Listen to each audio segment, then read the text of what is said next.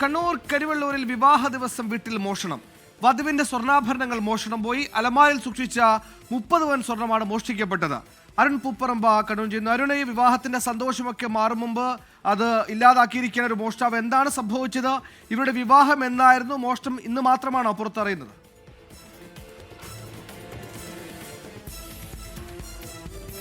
ഒന്നാം തീയതിയായിരുന്നു അർജുൻ്റെയും അതോടൊപ്പം തന്നെ ആർച്ചയുടെയും വിവാഹം. അർജുൻ്റെ വീട് കരുവള്ളൂർ പലിയേരി എന്ന് പറയുന്ന സ്ഥലത്താണ്. ആർച്ച കൊല്ലം സ്വദേശിയാണെന്നാണ് നമ്മൾ മനസ്സിലാക്കുന്നത്. ഞാനിപ്പോൾ ഈ മോഷണം നടന്ന ആ വീട്ടിലാണുള്ളത്.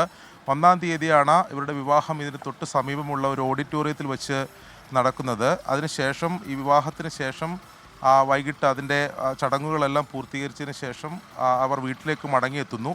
വീട്ടിലേക്ക് എത്തിയതിന് ശേഷം അർജുൻ്റെ വീട്ടിലാണ് അവർ അന്ന് താമസിച്ചത്. സ്വാഭാവികമായും അന്ന് താമസിച്ചത് അർജുൻ്റെ വീട്ടിൽ അവിടെ മുറിയിലെ അലമാരയിൽ ഈ സ്വർണം സൂക്ഷിക്കുന്നു. അതിനുശേഷം ആ സ്വർണം അവിടെ അടച്ചിട്ടതിന് ശേഷം ഇവർ പിറ്റേ ദിവസം, അതായത് ഇന്നലെ രാത്രിയാണ് ഈ സ്വർണം വീണ്ടും തുറന്ന്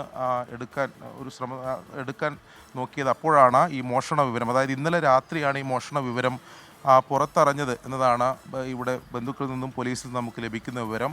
30 പവൻ സ്വർണ്ണമാണ് നഷ്ടമായത്. എന്തായാലും അതുമായി ബന്ധപ്പെട്ട അന്വേഷണം എന്തായാലും പയ്യന്നൂർ പോലീസ് ആരംഭിച്ചിട്ടുണ്ട്. വിരലടയാള വിദഗ്ധർ ഉൾപ്പെടെയുള്ളവരുടെ പരിശോധനകൾ ഇപ്പം അല്പസമയം മുമ്പാണ് ഇവിടെ പൂർത്തീകരിക്കുകയും ചെയ്തത്. 30 പവൻ സ്വർണം നഷ്ടമായി എന്നാണ് പറഞ്ഞത്. അല്ലേ ചേട്ടാ, എന്താണ് എത്ര സ്വർണ്ണാഭരണങ്ങളുണ്ട്? 30 പവൻ.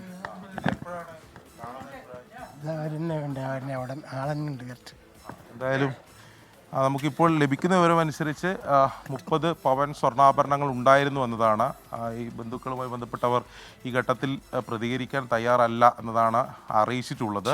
പോലീസിന്റെ അന്വേഷണം എന്തായാലും ആരംഭിച്ചിട്ടുണ്ട്. ഒരുപക്ഷെ അതായത് ഒന്നാം തീയതി രാത്രിയാണ് ഈ സ്വർണം അലമാരയിൽ സൂക്ഷിക്കുന്നത്. സ്വാഭാവികമോ അന്ന് രാത്രിയോ അല്ലെങ്കിൽ ഈ പിറ്റേ ദിവസമായി ഇന്നലെയോ ആയിരിക്കാം ഈ മോഷണം, കവർച്ച നടന്നത് എന്നതാണ് മനസ്സിലാക്കുന്നത്.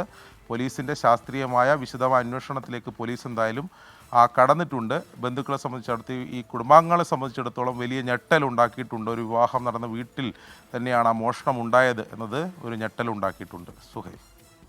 അരുൺ പൂപ്പറമ്പയാണ് വിശദാംശങ്ങൾ നൽകിയത്.